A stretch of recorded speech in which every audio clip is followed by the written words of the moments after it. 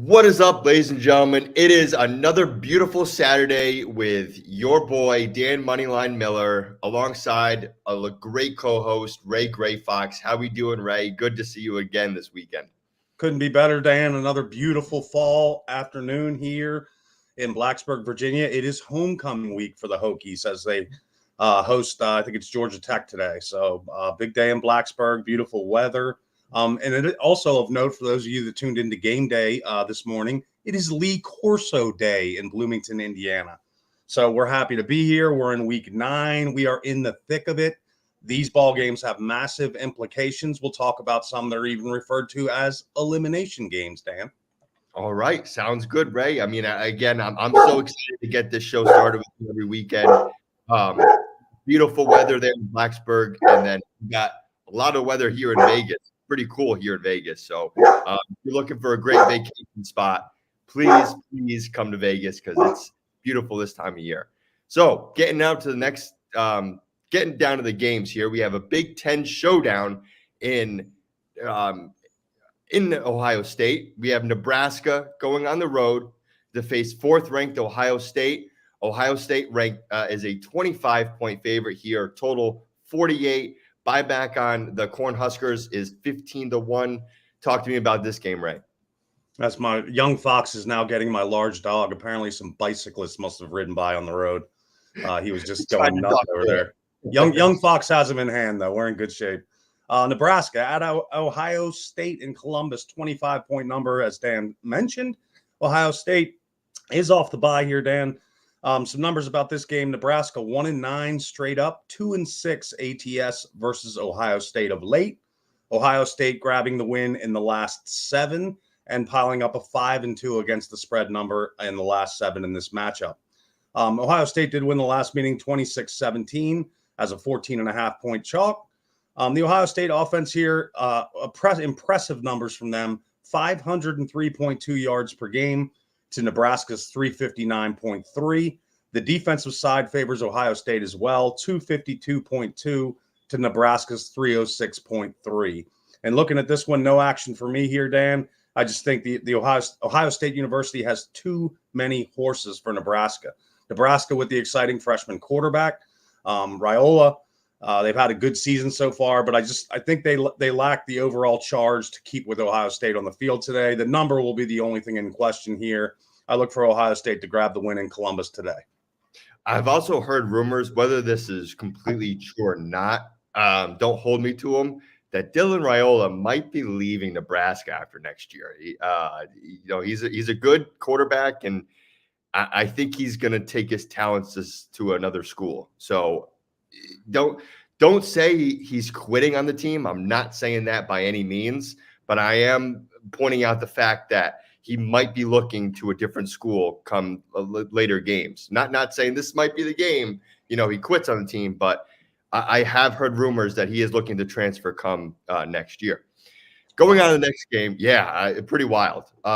So going to the next game, going to the next game, we have the Naval Academy on the road to face Notre Dame. Notre Dame is a 14-point favorite here, total 50.5. Buyback on the Naval Academy is plus 395.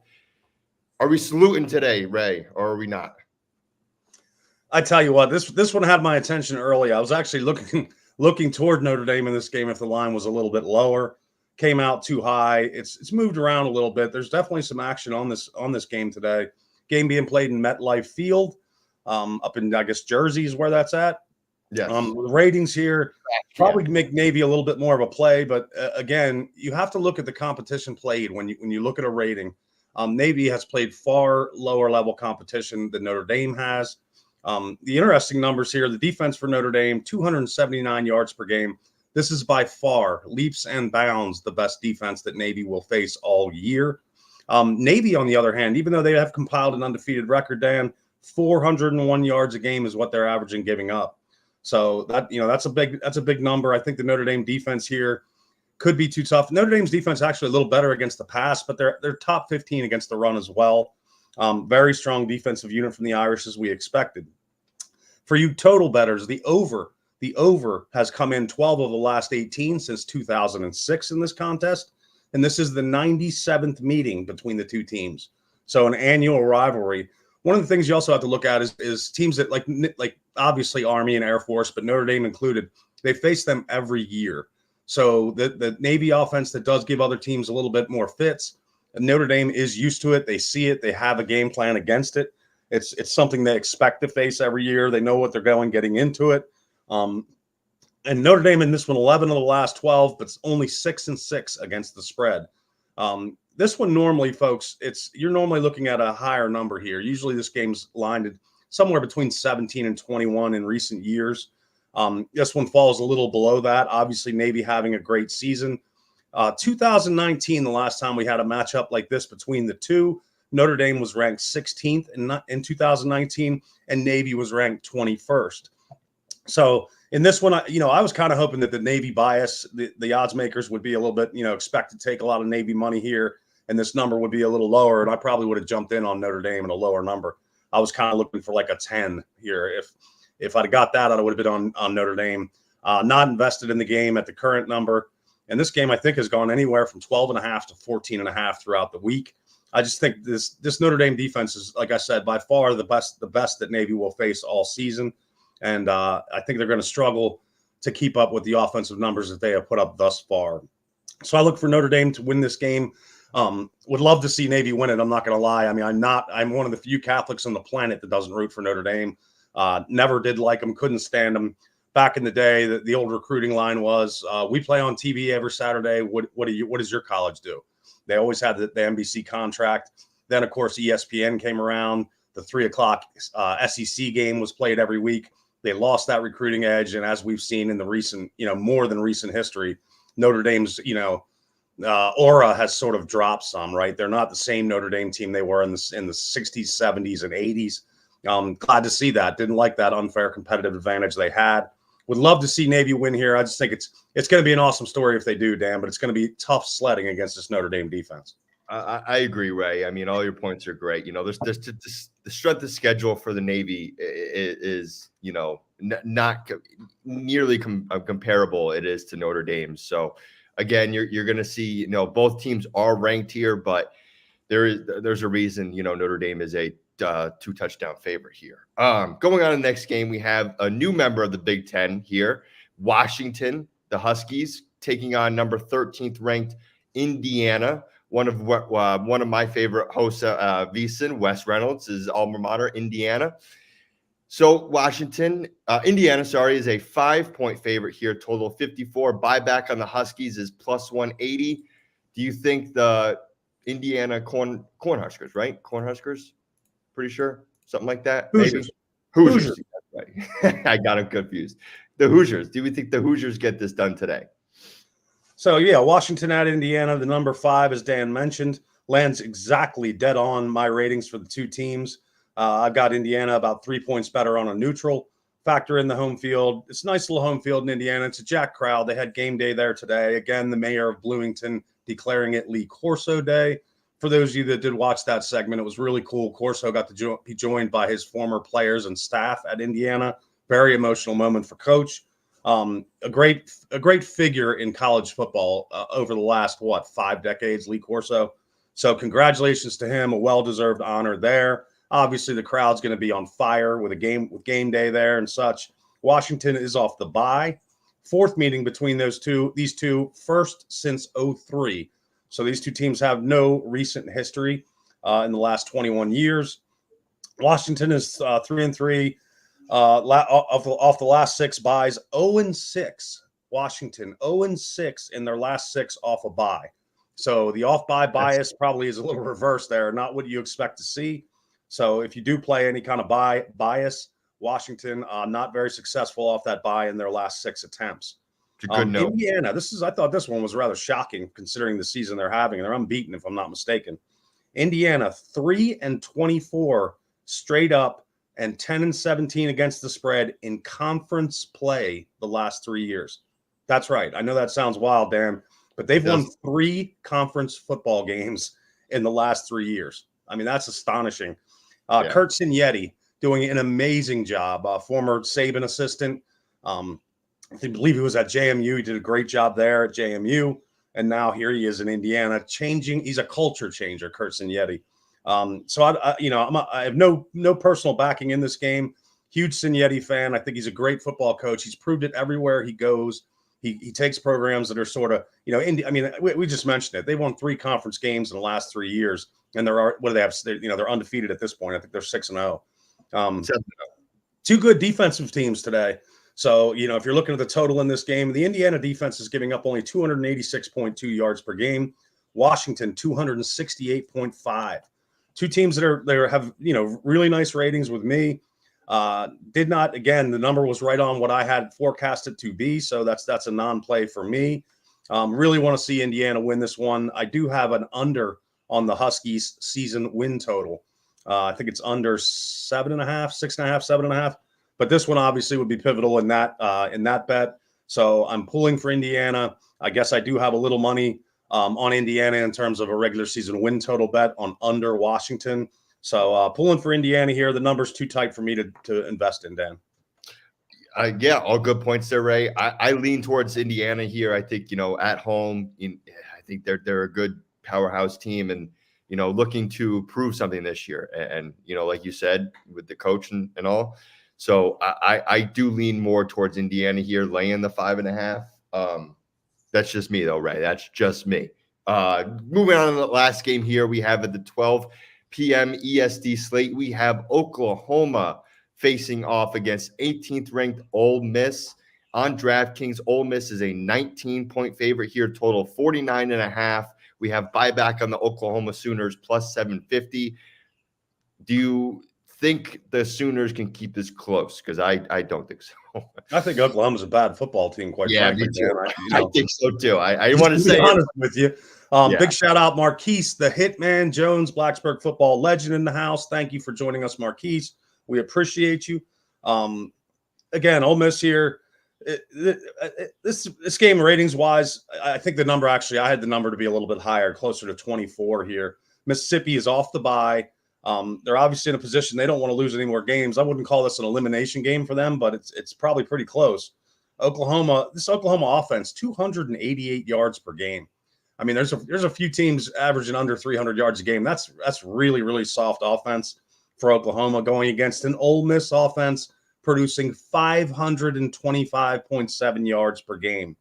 That is what we call a tall hill to climb. I don't know where Oklahoma finds the offense today to keep pace. The Mississippi defense should be good enough to contain that weak Oklahoma offense.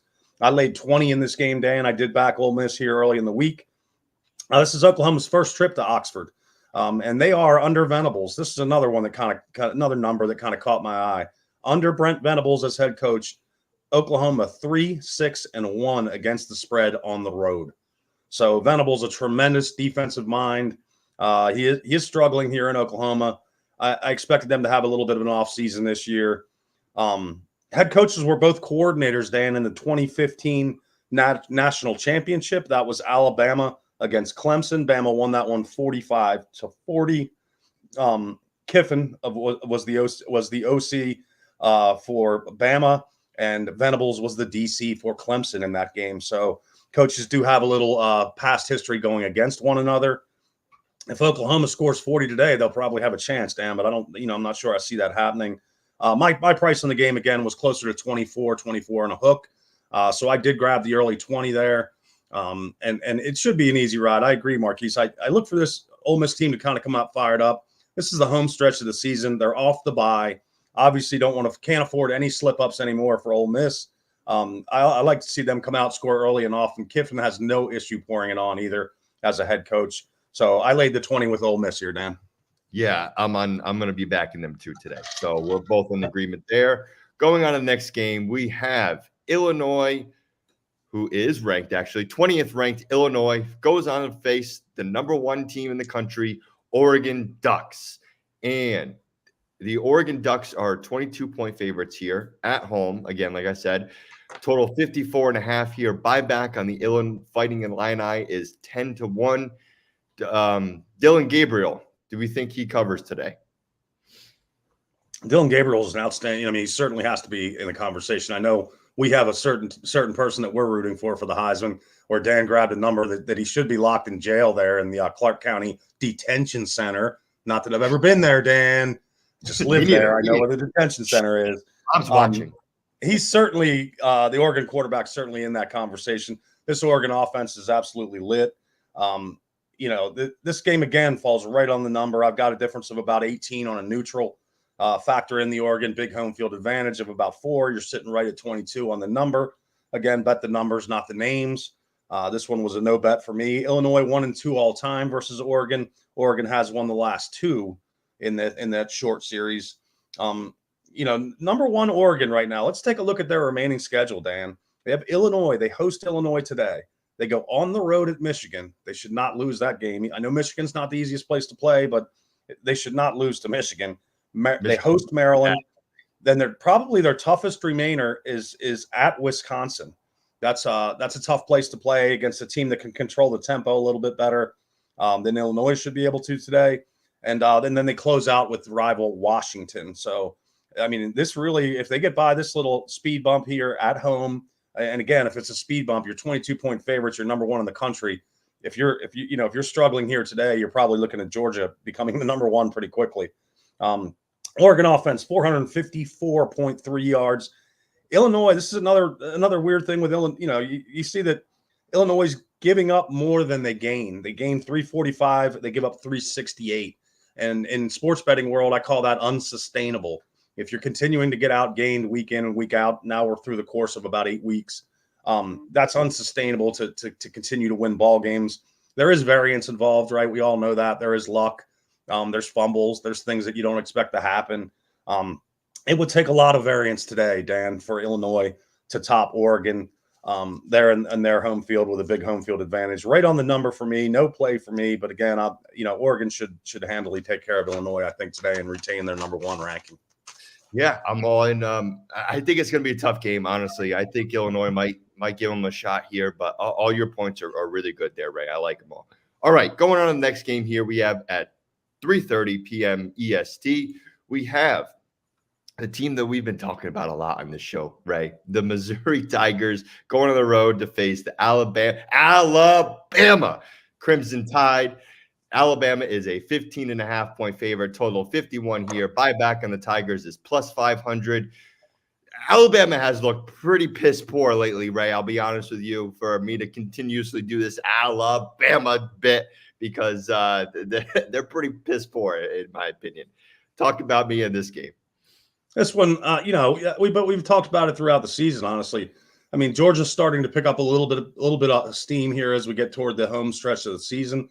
This is the lowest Alabama has been rated in recent memory for me, about half of what their normal rating is, quite frankly. And it showed, right? They've lost 2 games already this season, and they sandwiched what could have been a loss to South Carolina in between. We should have been. This is not what happens in Alabama, right? Losing 2 games before November 1st. It just hasn't happened in a long time. I think 2013 I saw was the last time that's happened for Alabama. I would refer to this as an elimination game. I don't think there's any question here. Mizzou barely hanging in the rankings. And Alabama, again, with 3 losses. I mean, you're just going to put them in on their name if you put them in at 3 losses. I just think there's too many people ahead of you if you have 3 losses at this point. Missouri with that schedule, we've talked about it again. They've played very, very weak competition this far. Anytime they faced a quality ball club, I know their quarterback was knocked out last week, Brady Cook. He went to the hospital. He came back and finished that game, which they won barely against Auburn. They got throttled at Kyle Field against Texas A&M. They went to overtime against Vandy. I mean, all those things point to the fact that, a desperate, dire Alabama team. This is kind of a Kalen DeBoer moment, isn't it? In my book, in my team sheets, when I wrote notes down preseason, I called Alabama a wait and see under DeBoer. It's just such a tall order to replace a guy like Saban. I'd rather be the guy that replaces DeBoer, quite frankly, than the guy that replaces Saban.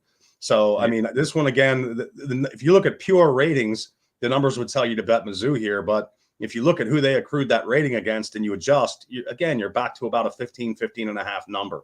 So it was the Alabama defense has given up 352.7 yards per game. That's, again, much higher than it was under Saban coach team. I refer to it as the cost of winning, Dan. There's a cost of winning. We saw it with Clemson. Their head coach now, or their DC is now the head coach at Oklahoma. So, and if you look at their defensive numbers, they've just gone up and up and up since Venables left there to be the head coach at Oklahoma. And the cost of winning, you lose O coordinators, D coordinators. They get promoted. They get jobs. That's their goal, right? They have families to support. There's loyalty and all, but these guys are going to move up when you have success. Your coordinators tend to move on, and I think we're seeing the cost of that right now at Alabama. In a defense that's giving up 353 yards a game. Alabama 4-0, 3-1 against the spread in SEC meetings. Each have been by over 19 points. So in this history, recent history, since Mizzou joined the SEC, Alabama has been dominant and has been dominant by a large margin. So again, if history repeats, they cover that number today. Mizzou 0-7 straight up, 4-3 against the spread since 2014 versus top 10 teams on the road. So Missouri in the last decade yet to beat a top 10 team on the road. They have that today in Bryant-Denny Stadium. Mizzou running back injury note, Nate Noel will be out today. He is out. And again, Brady Cook, their starting quarterback for Mizzou, did go to the hospital last week. He is listed as a game time decision. That Nate Noel being out, I think, is very big to the Mizzou offense. He's kind of the glue that makes it stick together. 5.9 average per tote as a running back at 503 yards through 8 weeks in this season. So again, injuries may be a factor. If the Missouri backup quarterback's in, I don't see them winning at Bryant-Denny. I look for Bama here. The number's the only thing, again, in question. Will the back door swing open for Mizzou late? Lands right on the number. No action for me, Dan. All right. All good points there. Thank you for all listening. And make sure you go follow nukethehouse.com to get all our plays here and so much more with NFL going on, UFC going on. You can get everything you want at nukethehouse.com. Make sure you use promo code NFL, I'm pretty sure, for 20% off, something like that.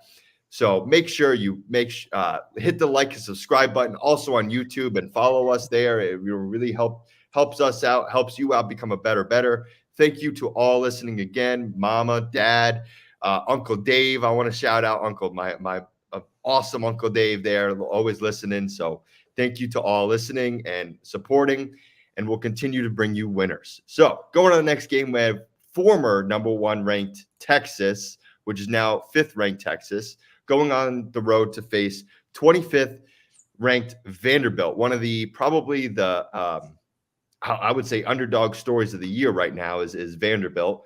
Texas is laying 17 points on the road, total 51 in here. Buyback on Vanderbilt here is plus 550.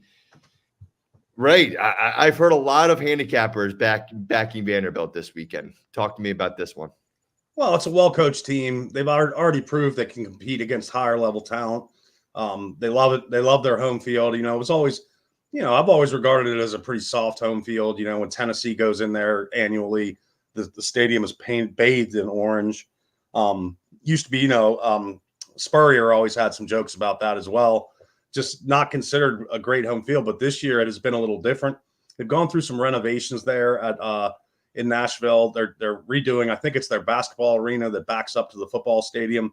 If you look today, you should see the seating in the end zone area is cordoned off as they do construction work there. Seems like they're very excited in Vandy, and they really honestly have reason to be. This is as good a Vandy team as we've seen in recent history. But again, Vandy's another team that allows more yards than they gain, and that's sort of unsustainable in the long term. Texas, on the other hand, 461.7 yards offensively and giving up a paltry 237.3. So Texas Horns hook 'em playing defense this year. And again, Vandy with the flip-flop numbers, 367 offensively, 375 defensively. So again, if you can win games, you can win individual games while getting outgained, but it's generally not sustainable for a long period of time. This is the first meeting, Dan. I was just a young lad since 1928. First meeting between Texas and Vandy since 1928. And it is the first appearance in Nashville for Texas since 1925. So definitely no recent history between these two. Texas is 7-0, 5-2 against the spread as double-digit favorites last year versus the SEC. So it's a role that Texas obviously is not that uncomfortable with. I can understand back in the number here with Vandy. I didn't bet the game because, again, it landed just about on. I had a Texas about 20-21 on a neutral. So they come in at 17 at Vandy. Again, I look for an excited atmosphere in Nashville today. It's pretty big when you get a team like Texas to come into Vanderbilt and play. Now SEC rivals, I guess you could call them, or certainly conference foes. So I wouldn't argue with a Vandy position here because they're so well coached and they're comfortable in the underdog position. I'm sure that in old day parlance we would call this a trap game for Texas as well. But this Texas team is a very, very strong team. Quinn Ewers, the only question really is who's the better quarterback, honestly, on Texas. I'm not sure it's not Manning. I mean, it's hard to say. Ewers came back after the injury break. I think he had a concussion. And then he came back. Manning had taken over for a week and a week or two, and then he came back. Ewers came back, was a little rusty, got it done against Oklahoma. This is a really, really good Texas ball club. I would call this a massive shocker if Vandy pulls it off today. But with that big of a number, Texas could get up 24, 23 and sort of call off the dogs. You may see a backdoor. So I wouldn't argue a Vandy play here. No action for me as it lands right about on my number. Diego Pavia is a quarterback who's been playing out of his mind lately for Vanderbilt. I mean, for him to be 1,391 yards, 11 touchdowns, and only one interception. I mean, he's pretty much outperforming both Quinn Ewers and Peyton the Manning kid right now. Yep. So, I mean, it's pretty spectacular what they're doing right there down in Vanderbilt. Going on the next game we have is a very disappointing team this season in Florida State, going on the road to face Miami, Florida, 6th-ranked Miami, Florida, unbeaten. The U, as we like to say, the U. Something like that. Miami, a 21-point favorite here on DraftKings. It's 3 touchdowns if you don't have them counting. 3-touchdown favorite here, total 54.5. Buyback on the Florida State Seminoles is plus 850. I don't think Florida State's going to be coming anywhere close to this number on it. Well, I just don't think they're a good football team. Talk to me about this one, Ray. I absolutely agree with you there. This year, the collapse is really it's hard to explain. I mean, this is a team that went undefeated last year, got left out of the college playoff. They were on a 3rd-string quarterback by the time the season ended, obviously influencing the committee's decision to select or not select them in this case. As Marquise says, it is all about the U. Mario Cristobal, again, culture changer. Absolutely. They wanted him down there for a while. We saw them go through a few coaches. Randy Shannon was in the mix. Manny Diaz was in that mix. Again, all guys that coached and were coordinators and came up around the culture that was the U that I know. This game was a showstopper when I was in high school. It was, for many years, for when Bowden was there. And of course, the lineage of great coaches that Miami's had, from Howland Schnellenberger to Jimmy to the former Dallas head coach to Aldell Erickson was there. All they did was win. And this game used to be, it used to be like a Pittsburgh-Baltimore NFL game. The odds maker just looked at the home field and slapped a 3 on it, and that was it. These two teams were always the saga of wide right, up. Now we go wide left. Tough luck for FSU in this game. Miami's going to come out. They got thrashed the last time they played here, 45-3. FSU beat them. I can promise you, nobody in that locker room is going to forget that or not be made aware of that. This is not a spot for Miami to come out at home and just lollygag against a much weaker opponent. This number to me is not high enough. I don't think it could be high enough. Honestly, this game, I could see betting this game up to 30. You just look for Miami to really come in and take it to them.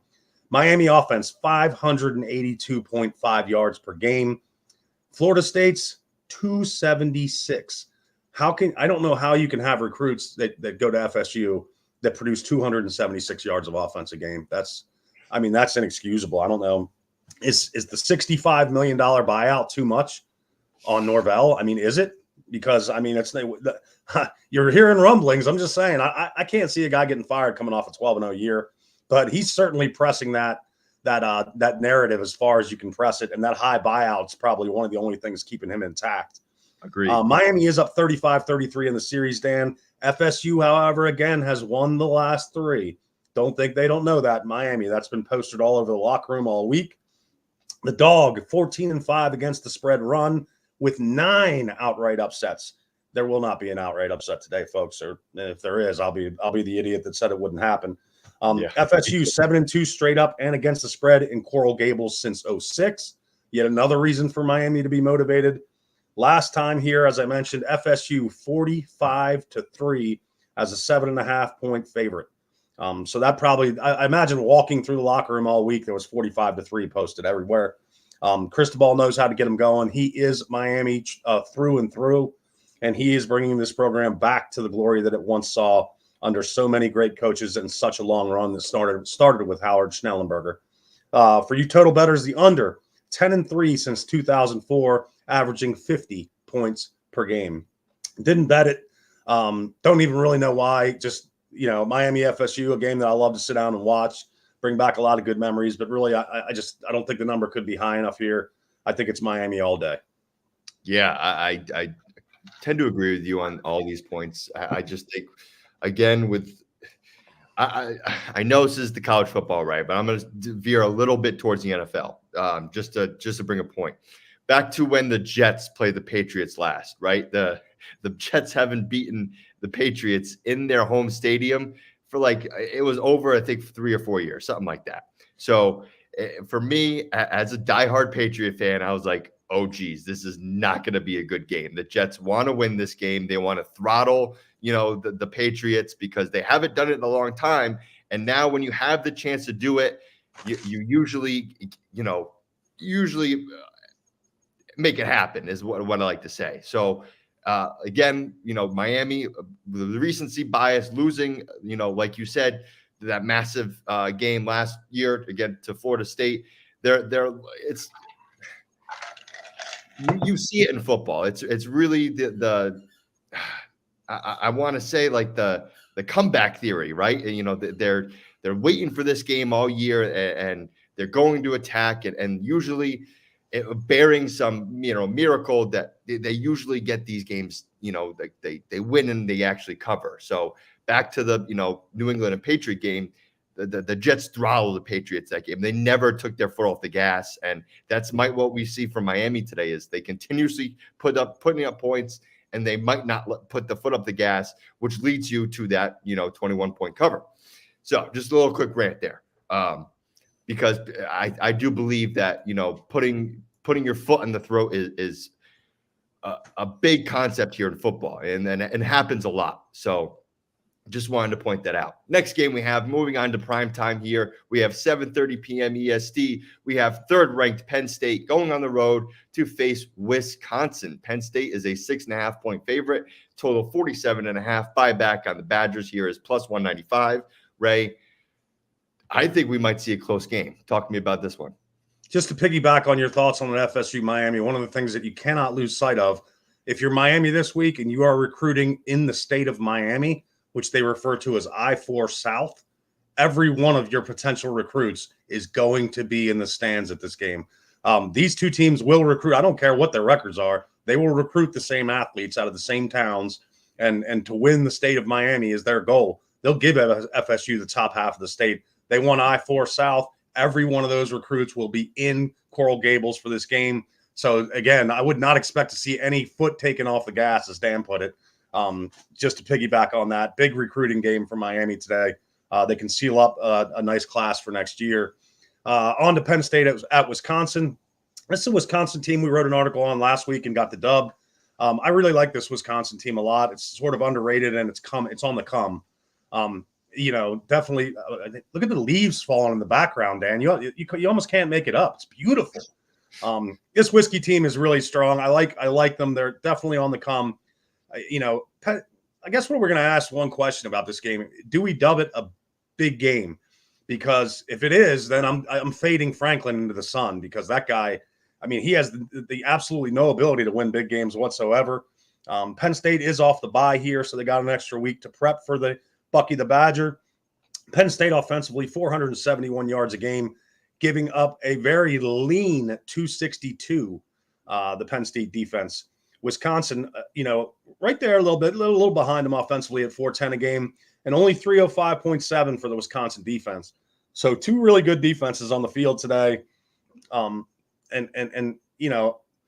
Again, Penn State, it just seems like they can handle their business generally against lesser competition. Anytime they get into these tough battles, these bigger games, I'm not sure if today's really qualifies.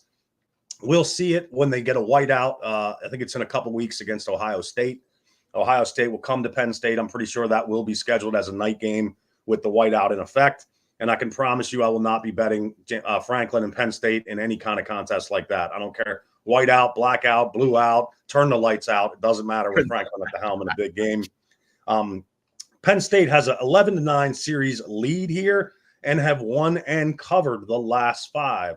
So the recency here goes to the Nittany Lions.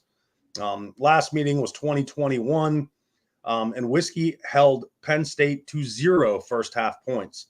So again, this is not a team that's going to take the stadium, and Wisconsin's going to be in awe of. They're going to be ready here. Franklin, I just put this note: Franklin sucks in big games. Is this one? Is this a big game? When we look at it from a conference standpoint, Penn State is undefeated. Wisconsin is 3-1 in conference. So again, this is like the time of year where we start to see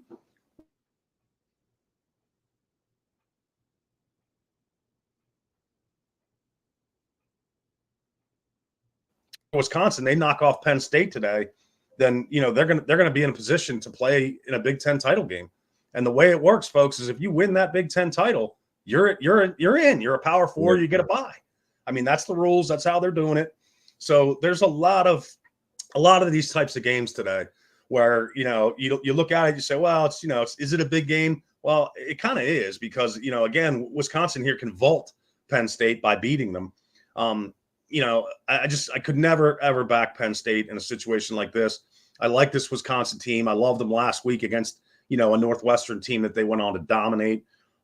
Ratings here say that this line is fair.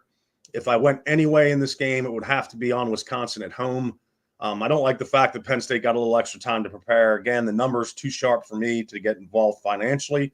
But Franklin in a big game, we'll see. Does this qualify, Dan? I don't know, but I think it's going to be a tough road for Penn State today as they head to Wisconsin. No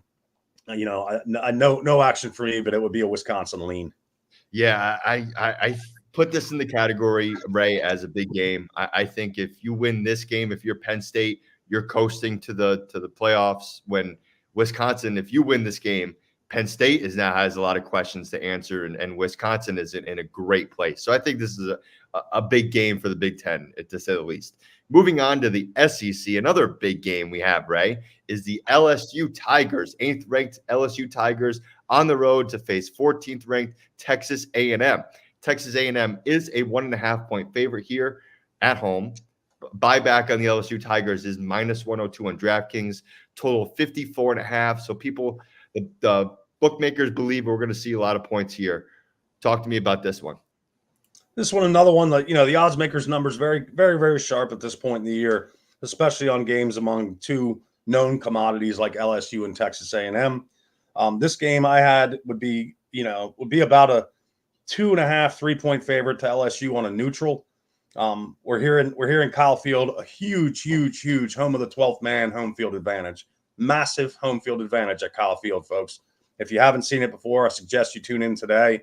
You will see what is a definitive home field advantage. Were this game being played at LSU at night, it would be a no-brainer. We'd all just stamp our LSU ticket and go to the window to collect after. In this one, like I said, extremely well priced by the odds maker here. Two teams that are positive in my rankings. LSU 463 yards per game on offense, A&M 384. The better defense goes to A&M by about 60 yards. They're giving up about 60 yards less than this LSU team. LSU has lost their last 3 in College Station. So, again, this home field here is no joke, Kyle Field. This place will be slap full. You saw what happened when Missouri sauntered in there on top of the world. They left there absolutely thrashed. Visitors 0-7 straight up. So, again, back to the point of the home field advantage. If it was in LSU at night, we'd stamp our LSU ticket. It's a day game. It's in College Station. It's at Kyle Field. Did not bet the game because, again, I think it's just a super sharp number. I mean, it's really a pick 'em essentially, right? We're at 1.5. I look for Texas A&M to win this game if I had to go any direction with it. But these are two very solid football teams. A&M head coach Mike Elko worked for Kelly at Notre Dame as his DC. So there is some familiarity there. When you're the DC and you worked under the guy, you know his offensive, what he tries to do offensively. I could easily talk myself into an A&M bet here.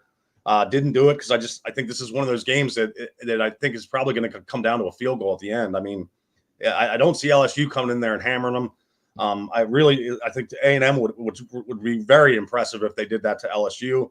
I feel like this is a game that could come down, like I said, to a late field goal and kind of a who has the ball last sort of game. I don't like to delve into those too much. They're more fun to watch than to have money on.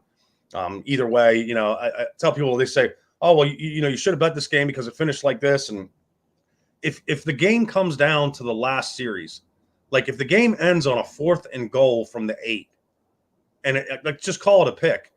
Are you really is that a game you want to invest in? Because really you're at a 50-50 at that point. Well, I'd rather invest in games where I feel like I have more of an advantage. Absolutely. If they complete it, you win. If it's incomplete, the other side wins. That's just sort of like, that's what I feel like this game is kind of going to come down to today. Very, very, very big game in the SEC. I have to lean to Texas A&M on the home field there in College Station, but no money on it for me, Dan.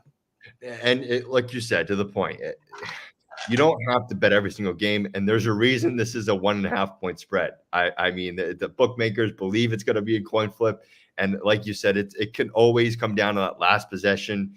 And whether you say you're a good handicapper because of that last possession, I don't know. Let's just call a spade.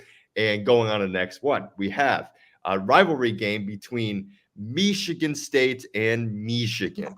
We have Michigan laying. Michigan is home here, laying. 1 second. Michigan is laying 3.5 points. Buyback on the Michigan State here and the Spartans is plus 136. Odds makers think we're going to have a low scoring game because this is the first one I'm seeing in the 30s. We have total 39. Ray, talk to me about this one. This is a game, Dan, that I bought the opener at. I'm just not, I'm not impressed at all by this Michigan team. I didn't expect this big of a fall off after Harbaugh left for the NFL for the Chargers job. I grabbed the 6.5 here. Again, huge rivalry game, another game that's, it's usually a home field, stamp a field goal on it type game if both teams are at similar levels. And I actually think this is as equal as the two teams have been in quite some time. Michigan State, this is, again, a familiarity game for them. It's a rivalry game. It's a state championship. It's played for the Paul Bunyan Trophy. That's what we're playing for. I think it's maybe an axe or something like that. Michigan State, 353 yards per game offensively and defensively this year. So at least they're consistent in that regard. Michigan just cracking the 300-yard mark on offense, 308.6. Again, Michigan giving up more than they are gaining, giving up 326 yards per game. So again, this is not your uncle's or even your older brother's Michigan team. This Michigan State team, this is a year they have a shot to pull off what's generally considered an upset for them. Certainly if it's being played in Ann Arbor, which it is today. Oddly enough, home team 3-6 straight up and against spread since 2015. So that shows you that this rivalry games, I mean, they come to play. Both teams come to play. They can play it in a parking lot, somewhere, and it wouldn't matter a lot of times the way they go after each other. Last year, Michigan 49-0. And again, I've coached a few football teams, and I can promise you, if they didn't hear 49-0 about 49 times last week, I'll be shocked. It was the largest margin of victory in this series. And Michigan State is on a 13-3 against the spread run in the series. Again, you have to look at that. Historically, this is going to be a much higher number. I mean, I can promise you in recent years, this number has been double digits for sure. Down to 3.5 now. I bought the 6.5. Michigan State's actually the only of the two teams positive in my ratings. They're coming in just above the 0 mark. Michigan is about just below the 0 mark. Not really a ratings play as much for me. More a spot where I feel like this is one of the years that Michigan State can steal one in Michigan. Not sure. I think Michigan kind of just lacks a little direction after Harbaugh left. I think it'll take time. You're seeing it in Alabama as well. Harbaugh ran a tight ship, very, very tight ship. And it's going to take the new man there some time to come in and sort of get kids to buy into what his philosophy is, what his day in, day out routines are. And I think that'll happen in Michigan. I don't think they made the wrong hire by any means, but I also think it's going to take some time for Michigan to bounce back with Harbaugh leaving at Apex, right? He gets a national title and he's out. Obviously some questions as to how they got that. You can watch the special. I think it's on Netflix or whatever, but you can watch the story of sign stealing that went on there. It clearly went on. The level at which it went on and whether or not, how bad rules were violated. You are absolutely allowed to steal signs in game. What you're not allowed to do, however, is to have one of your staff members go to another facility where a future competitor is playing and video and record their signs and then use that video analysis to your advantage. And while the sign stealer technically didn't go, he did buy the tickets and he even bought the airline tickets in some cases. So I'm pretty sure that they did that. This Michigan team's definitely an off year. I jumped to 6.5. I thought it was a great number. Turned out I definitely got the best of the number. I got 3 points to the best of the number. Doesn't mean I'm going to win the game, Dan, but I'd rather have 6.5 than 3.5 here. Absolutely. Shop around for numbers. Like Ray said, you're not guaranteed to win, but more than likely you're going to win if you do get the best number. Moving on, next game here, we have another SEC battle between Auburn and Kentucky. Auburn is not favored in this game. Kentucky, a 1-point favorite here. Buyback on Auburn is -105, total 43.5. Talk to me about this one, Ray. Again, this is another one. We've got a number of them today. This game actually was requested. Somebody asked me that we cover this game. So we're getting it in on the slate today. Kentucky's had one of their better seasons for sure. Auburn, on the other hand, I don't think they're quite living up to what they expected earlier in the season, or certainly in the preseason. I think they expected a little more. Auburn, I have rated a little higher, but again, Kentucky grabs the home field here. I would have had this game right about where it's at, pick basically. Auburn 387.5 offensively, 356.5 defensively. Kentucky, this is where the issue may occur. Their offense is only averaging 319.9, but their defense, again, coming in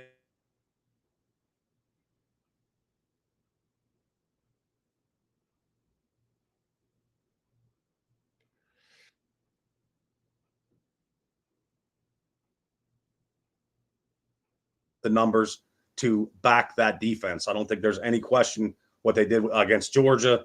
They played really good. They pulled off an upset. They're very strong at home for sure in Lexington. Kentucky, SEC home finale. This is their last home SEC game for the season for Kentucky. They do have a home game or two remaining, but they are not against SEC opponents. Kentucky 1-5 straight up, 3-3 against the spread in the series. Auburn has won the last 3 here in Lexington. So again, you look at these games, folks. It's it does matter sometimes. Don't think that Kentucky doesn't know they've lost 3 straight at home to this team. They're well aware of it. Auburn is a very vet team, and they are in year 2 under Freeze. Hugh Freeze, their head coach. For a lot of handicappers, that's a big year. They call it, that's a valuable year, right? As a first-year head coach, there's so many moving parts. You have to get guys used to your routine, your expectations, and the standard that you bring to the program.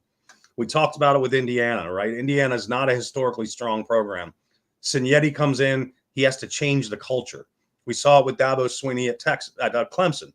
He came in and changed the culture. Clemson was sort of an annual 6-4, 5-5, 4-6 team.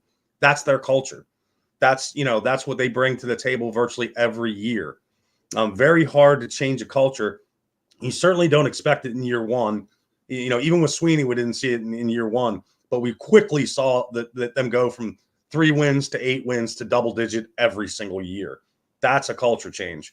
And I think that if, I don't say Hugh Freeze has to change the culture at Auburn. This is a pretty damn winning team. We've seen them, playing some big, big games in recent history.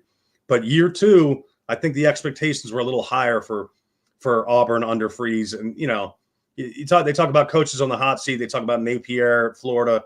Obviously, they talk about Freeze here as a little bit of a hot seat. I'm not going to say that. It's way too early in his tenure at Auburn. I think he's just fine. He does have a very veteran team again.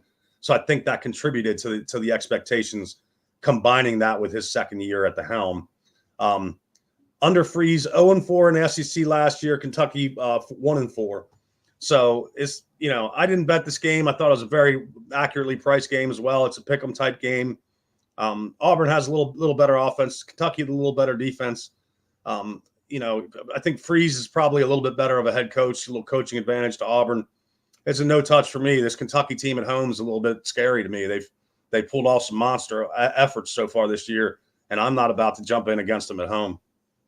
Yeah, all good points. I got a little distracted, Ray, because I thought I saw some snowflakes on your background. Honestly, just leaves, lovely leaves falling. Really, I thought I saw some flakes going on there. I was about to say, what a fall day! You got beautiful leaves turning, and then some snowflakes going on. What the heck? So, all right, good there, Ray. All good points. Moving on to the Sunflower Showdown. One of the teams that I love this year going into the season, which I don't love anymore, I told you I'm off the bandwagon, is this Kansas State Jayhawks team going on the road to face the Kansas State Tigers, something like that. The Kansas State Wildcats. Yes, that's right. Kansas State Bobcats. And Kansas State now is a 10-point favorite here, total 55.5. Ray, can I back Kansas 10 points here, or is this not a game that I should be looking at? Yeah, based on what I have in my numbers, again, it's very, very accurately priced. I have this at about 6.5 Kansas State's way on a neutral. You bring it there, they're at home. That's obviously going to land right smack dab on the number 10 here, as you mentioned, the Sunflower Showdown in the Sunflower State. Kansas averaging 389.5 on offense, 384 on defense. Kansas State 425 on offense, 366.7 on defense. So Kansas State, again, outperforming them on both sides of the ball thus far this season. Kansas State is on an 11-4 against the spread run. They've, in the last 15, Kansas State has covered 11 of those 15, and they have not lost in those 15 games, Dan. So they get the home field. They have the recency bias in the series, 11-4 against the spread, 15-0 straight up, Kansas State in the last 15.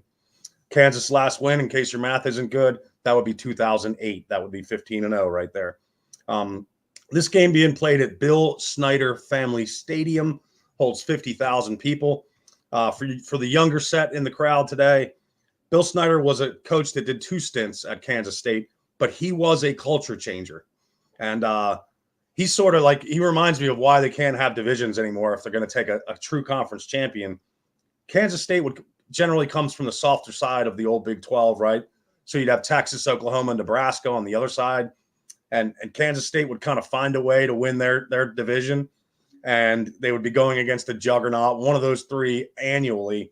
And Bill Snyder, he pulled off upset after upset after upset and became Big 12 champ. They were like 7-5 in Big 12 champs. Like, Bill Snyder did that all the time.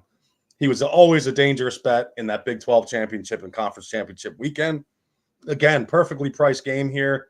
I know it's an in-state rivalry. I know all the stuff that goes into that.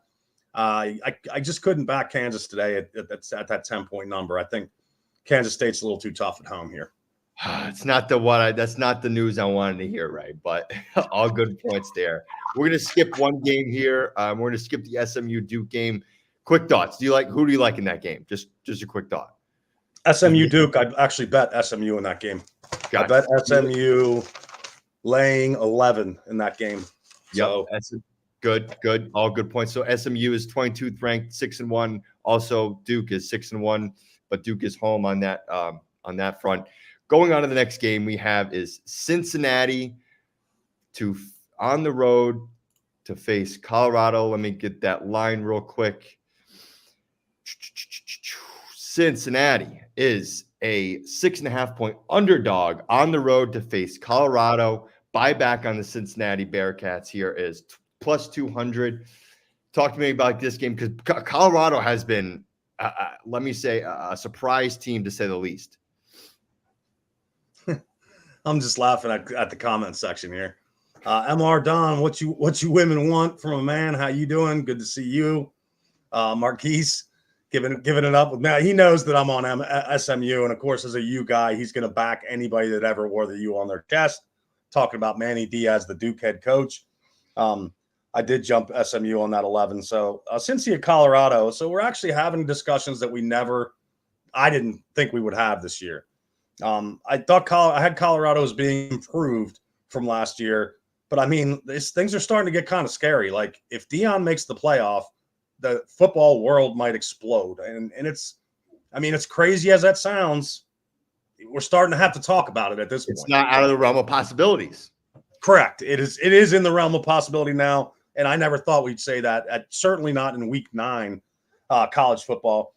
Colorado, again, it's almost like they're winning despite what they're viewed as. They're viewed as this explosive quarterback, explosive, two-way player, explosive, wide receiver, other opposite wide receiver, explosive, 381 yards per game. It's like they're winning without the way they should be winning. Like they should be winning, posting 50 a game. I mean, that's what we saw last year, right? It was like Shedeur against the world, and he would hang big numbers, but they just get blown out. They just couldn't put any defense out there. Their defense has only given up 353 yards a game this year. So they've gotten improved on the offensive line. They've gotten improvements on the defense. These were two things that people kind of said Deion couldn't do via the portal. It looks like he's kind of doing it, This was no recency here. Last meeting, 1972, Colorado beat Cincy 56-14 back in my youth. Cincy is on a 4-1-1 run under in 7+ dog road games. So it's right on that number where if you're a total better, if the number was at 7, Cincy's on a hard run under. That's a combined spread road game combination that he's leading to a Cincinnati under trend. So line again, as Dan mentioned, is at 6.5. It's kind of parked there. I don't think it'll go to 7. Colorado last winning conference record in a full season was 2016. So again, that's pushing up on a decade that they last had a winning record in conference. I think this game today would probably get them well on the way to doing so. Colorado, 5 total wins in 2 years before Deion. So before Deion, the 2 seasons prior, this football team won 5 games. 5 games. So clearly, I mean, I remember when he took over, he basically told most of the team, like, you got to go. There's guys coming in that have talent. Like, this isn't the standard anymore. Yeah. And I think it's exciting what he's done there. This is going to be a big one. This is a good Cincinnati football team. Numbers a little high for my taste. I mean, I think if anything, I would have a lean towards Cincinnati here. Very, very good Cincinnati team, but the ratings here of these two teams are really, really close in my book, and the level of competition is very similar. I am finding myself rooting more and more for this Colorado team as we get closer and closer to the end of this race. I mean, can he do it? It's still a big ask. It's still a really big ask for Colorado to shake things up and qualify for the playoff. I think if they do, like I said, it'll turn the college football world on its head. But it's a tough little test at home this week. And I think if they get by this one, the conversation is. Yeah, all great points there, Ray. I just want to shift back because we do have a minute here to the Heisman odds. I just wanted to focus a little bit on that. Yesterday we had Ashton Genty from the Boise State play. A little not an explosive game from him. He's now sitting at plus 300, while Travis Hunter is coming in at 12-1. So I still have 18-1, Ray. I'm still feeling good about that. Again, if he has another good game today, I mean, that 12-1 could get cut down to 6-1, in my opinion. I think 12-1 is a good bet if you're still looking for value, because, again, the Colorado still has things to prove. And if they continuously win, and Ray says, get in that conversation in the playoff, you got to look to who is getting in the playoff. And Travis Hunter is if not 1A, 1B for Colorado to be in this position. So again, thank you all for listening to the College Football Action Plan. This is your host, Dan Moneyline Miller, along with my expert analysis and expert Ray Greyfox. So thank you all for listening. We will be back next week to give you guys more insight on college football. And we'll also be talking a little bit more about the college football playoff and what that means to you guys and for bettors. So thank you all for listening. Have a great weekend, and we'll see you guys next week.